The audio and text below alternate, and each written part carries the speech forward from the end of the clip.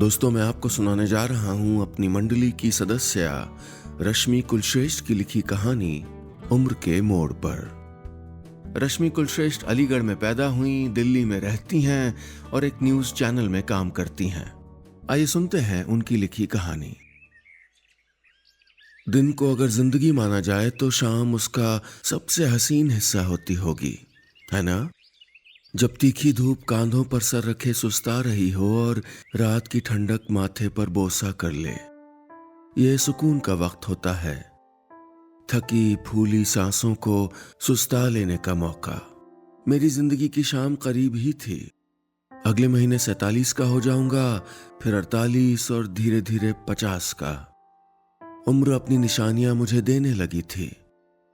कनपटी और दाढ़ी में सफेदी उतर आई थी। मेरी पत्नी विद्या अक्सर कहती, कलर करो इन्हें इंद्रेश, ऐसे उम्र दराज लगते हो, मुझे देखो। और इतराते हुए अपने हल्के भूरे रंगे लंबे बालों में उंगलियां फेर देती।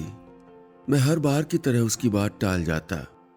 जैसे अभी यहाँ सर्द शाम में पार्क की ठंडी सीट पर बैठा उसके संग टहलने की मनोहार टाल कर आसमान के चांद को हौले हौले चमकते देख रहा था।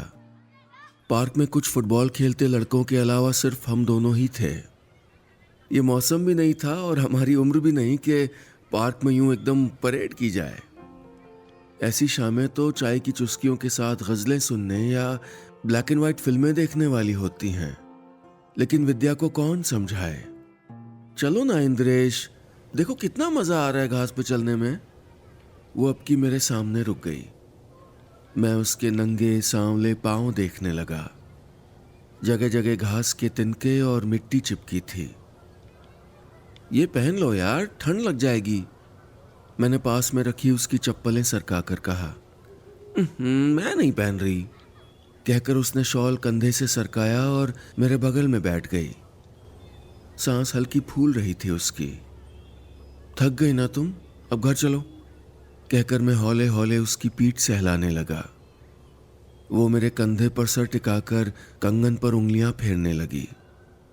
ये मैं ही लाया था अपनी पहली पत्नी के लिए, बस उसे दे नहीं पाया। शादी की पहली सालगिरह से पहले वो तलाक देकर चली गई थी। कोई औलाद नहीं थी तो बंटना आसान रहा। 10 साल अकेले काटे। फिर 2.5 साल पहले अचानक माँ ने मुझे विद्या से मिलवा दिया। एकदम तेरे जैसी है बेटा, हाँ बोल दे, उन्होंने कहा था। और वाकई अपने जैसी लगी, एकदम अकेली। शादी के 1.5 साल बाद ही उसके पति की मौत हो गई थी। आज कोला टॉफी नहीं लाए? उसने मेरी जेब टटोलते हुए पूछा। नहीं लाया, इतना खाओगी तो नुकसान करेंगी भाई। और ये सब क्या है, ये गर्मी, ये सांस फूलना, उठपटांग खाना, डॉक्टर को दिखाओ ना, मैंने कहा तो उसने पिछली कई बार की तरह हाँ में गर्दन हिला दी। कम लापरवाह नहीं थी वो, इसलिए अगले रोज मैंने दफ्तर से फोन करके उसे कई दफा याद दिलाया। दोपहर 2 बजे जब कॉल की तो वो क्लिनिक पर ही थी। उसके बाद मैं मीटिंग्स में बिजी हो गया।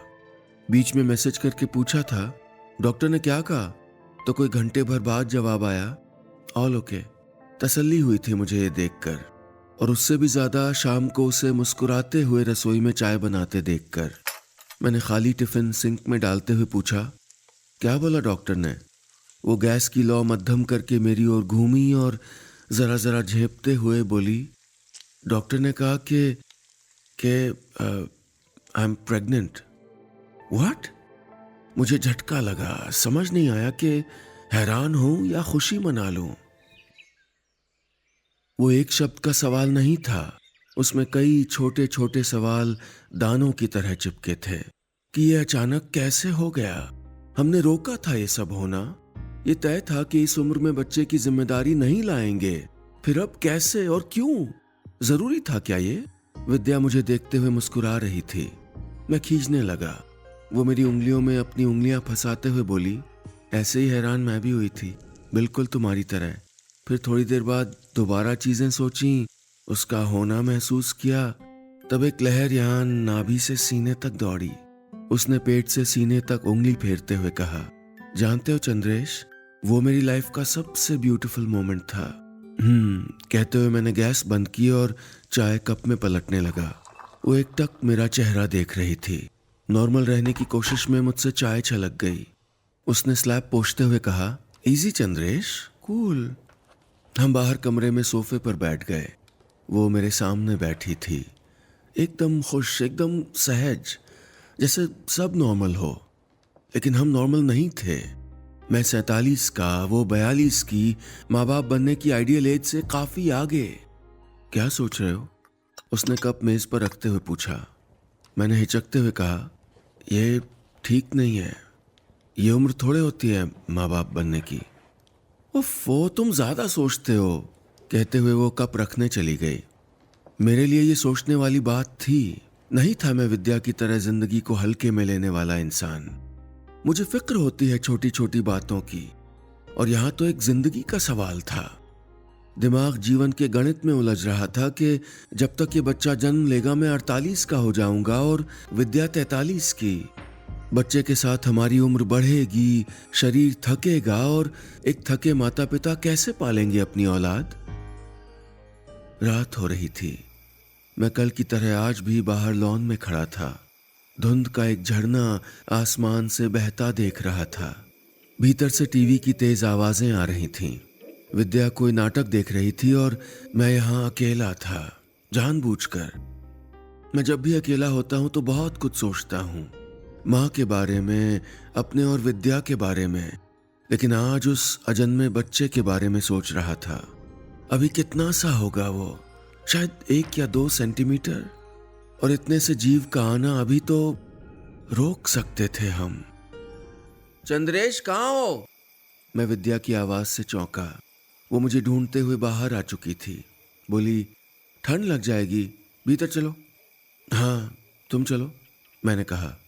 नहीं, तुम भी चलो, उसने शॉल संभाल कर सर की टोपी खींचते हुए कहा। मैं हार कर भीतर चला आया। दरवाजे की कुंडी उसने ही लगाई और मेरी हथेलियां पकड़कर भीतर कमरे में ले आई। पलंग के कोने पर अपने सामने बैठाते हुए बोली, क्यों परेशान हो? नहीं, बस ऐसे ही, कहते हुए मैंने दोनों हथेलियां पीछे की तरफ टिकाई और टीवी की म्यूट स्क्रीन देखने लगा। ऐसे ही तो कुछ नहीं होता चंद्रेश, तुम बताओ ना, पूछते हुए उसने अपना दास्ताने वाला हाथ आगे बढ़ा दिया। मैंने वो बुनी हुई उंगलियां कस के पकड़ ली। Vidya, we are too old to have a baby. तुम समझ रही हो ना? Let's sort this out, let's abort. उसने झटके से अपने हाथ खींचे। मेरी बात बीच में कहीं छिटक गई।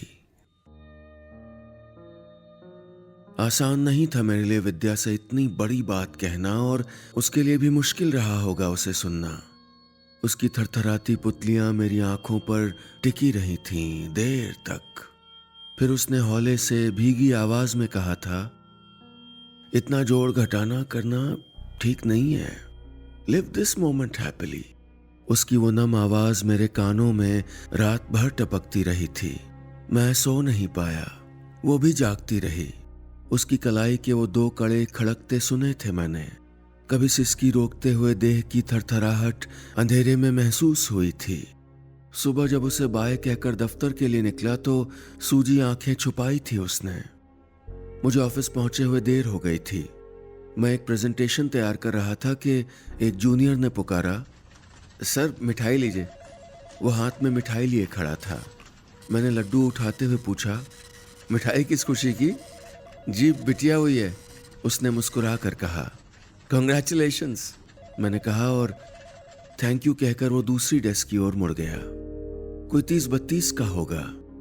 जब तक इसके रिटायरमेंट की उम्र आएगी तब तक इसकी बेटी सेटल हो चुकी होगी, और जब मेरे रिटायर होने का वक्त आएगा तो मेरी औलाद क्या कर रही होगी? स्कूल में पढ़ाई, कैसे जाऊंगा उसकी पीटीएम में? कैसे बैठूंगा उन नौजवान माता पिता के बीच? और मेरा बच्चा जब बड़ा होगा तो असहज नहीं होगा क्या? कहीं किसी ने मुझे उसके सामने बूढ़ा बोल दिया तो? मैंने सर झटकते हुए टिश्यू पेपर से अपनी चिपचिपी उंगलियां पोंछी और कंप्यूटर स्क्रीन पर चिपक गया। दिमाग इन सब से हटाकर वापस प्रेजेंटेशन में लगाया ही था कि मोबाइल पर घंटी बजी। माँ थी। कैसी हो माँ? मैंने पूछा। तूने विद्या से क्या कहा? उनकी आवाज में नाराजगी थी। विद्या ने शायद उन्हें कल वाली बात बता दी होगी। तभी वो इतनी नाराज थी। मैं चुप रहा। माँ थोड़ा पिघली, बोली, बच्चे भगवान का आशीर्वाद होते हैं बेटा। तू तो खुशकिस्मत है कि देर से ही सही मिला। तो अब से ऐसा मत बोलना, वो माँ है, दुखता होगा उसे। मैंने मान ली थी माँ की बात। विद्या को कुछ न कहता, बस चुपचाप उसको बदलते देखता रहता। बदलाव दिखने लगे थे उसमें। खुराक कम और उपकाइयों की गिनती बढ़ रही थी। कमरे में हर रोज नए प्रयोग करती। पलंग की चादर किसी रोज गुलाबी होती, कभी नीली। कभी 2 बेबी पोस्टर दिखाते हुए पूछती, ये वाला लगाऊं या ये वाला। मैं उस पर फैसला छोड़ता तो वो तीसरा ले आती। जिस रोज मैंने उसकी पसंद का पोस्टर पलंग के ठीक सामने लगाया, उस दिन से सोने की दिशा बदल दी थी, ये कहकर कि सुबह की धूप चेहरे पर लगती है। उसने माना होगा मेरा बहाना, अगर नहीं तो शायद नाराज हुई होगी मुझसे। दोष दिया होगा कि मैं अजन्मे बच्चे से अच्छा बर्ताव नहीं कर रहा। अगर ऐसा करेगी तो मैं सर झुकाकर उसके उलाहने सुन लूंगा और हौले से अपनी बात कह दूंगा कि जब भी मैं ये पोस्टर देखता हूं सो नहीं पाता। रात भर सोचता रहता हूं कि मैं कौन सी जिंदगी दूंगा अपने बच्चे को। उसकी जरूरतें, उसकी खुशियां पूरी कर पाऊंगा और सबसे जरूरी कि एक अच्छा लायक पिता बन पाऊंगा। अगर जिंदगी में ये अच्छी खबर कुछ सालों पहले मिली होती तो शायद मैं आज खुश होता। विद्या के उभरते पेट पर प्यार से उंगलियां सहला देता, उसके लिए कच्ची इमली के बूटे ले आता। अगर सब कुछ वक्त से हुआ होता तो। गर्मियों की आमद वाली शाम थी, हवा हल्की गुनगुनी।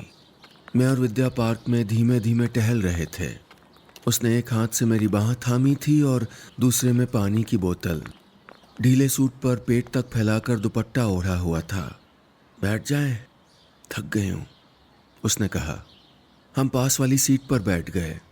उसने पीछे सर टिकाकर आंखें मूंद लीं और मैं सामने खेलते छोटे बच्चों को देखने लगा। उन्हीं में से एक, वो लाल टी शर्ट वाला बच्चा, अपने पापा के साथ खेल रहा था। 4 कदम दौड़ता, फिर पलटकर पापा को देखता और उनके करीब आते ही खिलखिलाकर भाग जाता। थोड़ी देर दौड़ने भागने के बाद उसके पापा ने लपक कर कंधे पर बैठाया तो वो खुद को राजा समझने लगा, जैसे मैं समझता था पिताजी के कंधे पर बैठकर, उनको घोड़ा बनाकर पांव का झूला झूलने पर। कितनी यादें हैं मेरी बचपन को लेकर। मेरे बच्चे की होंगी। 2 साल बाद इतनी फुर्ती से मैं कहां दौड़ पाऊंगा। घुटने तो अभी से दुखने लगे हैं। 4 घंटे बैठ लूं तो कमर अकड़ जाती है। जब हमारा बच्चा मेरी थकन से जुड़ी कोई शिकायत करेगा तो मैं विद्या से कहूंगा कि वो मेरे बचाव में कुछ बोले, उसे समझाए, बहलाए, उसकी बचपने वाली मांगे पूरी करे। अगर ऐसा नहीं हुआ तो शायद मैं नाराज हो जाऊंगा उससे। बताऊंगा कि इसी दिन से डरता था मैं, इसी वजह से नहीं चाहता था पिता बनना। विद्या हमेशा कहती है, तुम नाहक सोचते हो। जब अपनी औलाद को गोद में लोगे तो सारे डर भाग जाएंगे। मैं उसकी बात नहीं मानता, बल्कि औलाद होने पर तो हर फिक्र बड़ी नजर आएगी, सारी कमजोरियां और ज्यादा तकलीफ देंगी। खैर, फिलहाल तो विद्या की दिक्कतें बढ़ने लगी थीं। उसका बीपी लो रहता और मूड स्विंग्स इतने ज्यादा कि बेबात रो पड़ती। माँ ने सख्त हिदायत दी थी कि उसका दिल ना दुखाऊं, हर जगह उसके साथ रहूं। मैं रहता था उसके साथ। आज हॉस्पिटल आया था उसके रूटीन चेकअप के लिए। हॉस्पिटल के कॉरिडोर में हम बैठे थे। विद्या अपनी फाइल में सारे टेस्ट के पेपर्स देखते हुए कुछ गुनगुना रही थी और मैं वहां घूमते तमाम औरतों आदमियों को देख रहा था। तभी मेरी निगाह एक नए नवेले परिवार पर टिक गई। पिता ने बाह में नवजात शिशु को बड़े एहतियात से पकड़ा था। साथ चलती माँ बार बार गर्दन उचकाकर बच्चे का चेहरा देख रही थी। मैं उसके चेहरे पर सुकून देख रहा था, निश्चिंतता कि उसकी औलाद सुरक्षित है। मिसेस विद्या, तभी कॉरिडोर में आवाज गूंजी। चंद्रेश, नंबर आ गया, अंदर चलो। उसने मेरे कंधे का सहारा लेकर खड़े होते हुए कहा। नहीं, तुम जाओ ना, मैं क्या करूंगा वहां। मैंने कहा तो उसकी भवों में हल्के से बल पड़े। जरा गुस्सा आ गया। बोली, जो हर पिता करता है वही करना। अल्ट्रासाउंड होगा, बेबी दिखाएंगे, वो देखोगे नहीं क्या। मैंने उसके कंधे थपथपा कर कहा, अब कुछ दिनों में सामने से देखूंगा ना, और वैसे भी आई फील अनकंफर्टेबल। अनकंफर्टेबल? औलाद है ये तुम्हारी, मैं पत्नी हूं, तो क्यों अनकंफर्टेबल चंद्रेश? पूछते हुए उसकी आंखों से एक कतरा छलक गया। इन दिनों मैं शायद विद्या के हर आंसू का दोषी बन गया था। उसके तांबई गालों पर खिंचने वाली काली लकीर मेरी कोई कड़वी बात याद दिलाती। उस रोज जब उसने सिर्फ मेरी थाली लगाई और मैंने उसे परे सरका दिया तो विद्या रोई थी। मैं कह ही नहीं पाया कि मुझे अकेले खाना नहीं पसंद। उसके साथ छत पर तारों के झुरमुट नहीं देखे तो सुबक पड़ी वो। मैं अपने सरदर्द वाली बात नहीं बता पाया। वो सारी बातें अनचाहे बच्चे से जोड़ देती और मैं कुछ नहीं कह पाता। सावन का महीना आ चुका था। सुबह से बादल घेरा लगाए हुए थे। बाहर कमरे की खिड़कियां खुली थीं और पर्दे किनारे अटके हुए। बीच बीच में हवा का झोंका कमरे में आ धमकता। यह हवा का टुकड़ा खिड़की के पास कुर्सी पर बैठी विद्या को सुकून दे जाता। मैं भी वहीं बैठा था। आज सुबह से पावर कट था। विद्या एक मग ठंडा पानी और सूती दुपट्टा लिए बैठी थी। वो कपड़ा भिगोती और उससे चेहरा ढक लेती। मैं गाड़ी का एसी चला दूं, तुम वहां बैठ जाओ। मैंने पूछा तो वो ना में गर्दन हिलाते हुए बोली, बार बार उठा नहीं जाता मुझसे। पेट पूरा आकार ले चुका था। उठने बैठने में दिक्कत होती होगी। यूं तो ड्यू डेट 15 दिन बाद की थी, लेकिन माँ कह रही थी कि अब बच्चा कभी भी आ सकता है। कुछ दूं? लाइम वाटर या कुछ और? मैंने पूछा तो उसने मना किया। सूखे होठों पर जबान फेरते हुए बोली, आज माँ कह रही थी कि औलाद के साथ माँ का भी जन्म होता है। बेहद दर्द होता है, लेकिन उसके बाद जो खुशी मिलती है उससे बेहतर जिंदगी में कुछ नहीं है। अगर मैं ये दूसरा जन्म ना पा सकी, अगर मुझे कुछ हो गया तो तुम पाल लोगे ना हमारे बच्चे को? मेरा दिल बैठ गया। कुछ नहीं होगा तुम्हें, तुम पालोगी, कहते हुए मैं रुका। खुद को दुरुस्त किया। हम दोनों पालेंगे। वो मुस्कुरा दी और मैं फिर हिसाब लगाने बैठ गया कि मैं जब रिटायर हो जाऊंगा तो अपना पीएफ, ग्रेच्युटी सब फिक्स कर दूंगा। 8 साल बाद जब औलाद 21 की होगी तब निकालूंगा। बाकी शादी वगैरह के लिए विद्या के गहने होंगे, लेकिन उसे भाएगा हमारा चुनाव? हमारी पसंद नापसंद में कभी जनरेशन गैप आड़े आ गया तो?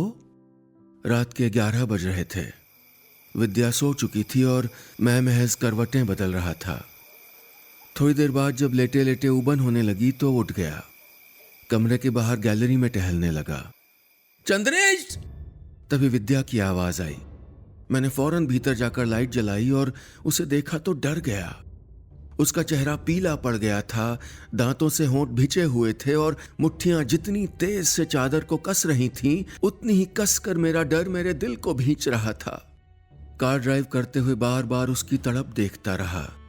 लेबर रूम के बाहर कॉरिडोर में जब जब कोई वार्ड बॉय या सिस्टर दरवाजा खोलते तो कलेजा चीरने वाली चीखें सुनाई देती। मैं सिहर जाता। मिस्टर चंद्रेश! तभी दरवाजा खोलकर डॉक्टर ने पुकारा। मैं घबराया हुआ उनके पास पहुंचा। वो एक कागज मेरी ओर बढ़ाकर बोले, इस पे साइन कर दीजिए। The babies at risk. उसके गले में कॉर्ड अटक गई है, ऑपरेशन करना पड़ेगा। ये सुनते ही मेरा दिल किसी कमजोर शाख की तरह कांप गया। जीवन का आना कभी एहसान नहीं रहता। मुझे लगा जैसे मेरे गले में वो नाल अटक गई हो, जैसे दम घोट रही हो मेरा। लड़खड़ाते कदमों से मैं सोफे पर बैठ गया। सामने लगे बच्चे के पोस्टर देखने लगा। ऐसा ही पोस्टर वाला बच्चा तो चाहती थी विद्या, लेकिन अब अगर वो बच्चे को खोकर बाहर आई तो शिकायत करेगी मुझसे, दोषी मानेगी मुझे, मेरी टोक, मेरी नजर लगने के आरोप लगाएगी। मेरी ही नजर लगी होगी क्या मेरे बच्चे को? मेरा बच्चा। शब्दों का ये जोड़ा बुदबुदा कर मैं चुप हो गया। कुछ महसूस हुआ सीने में, जाने बेचैनी या तसल्ली। मैं उठकर उस पोस्टर के करीब पहुंच गया। उस बच्चे की तस्वीर पर उंगलियां फेरने लगा। ऐसी ही देह विद्या के पेट में होगी, ऐसे ही हाथ, ऐसे ही पांव, ऐसा ही निर्दोष। और मैं दोषी? कैसे उसको रोकने की बात कह दी थी मैंने। एक पल भी खुशी नहीं मनाई, सोग मनाता रहा, परेशान होता रहा, और शायद उसी का नतीजा था कि उसकी जान पे खतरा था। मैंने जेब से मोबाइल निकालकर माँ का नंबर डायल कर दिया। माँ का बुदबुदाया हलो सुनकर रुलाई रोकते हुए सीधे पूछा, क्या पिता की नजर लगती है औलाद को?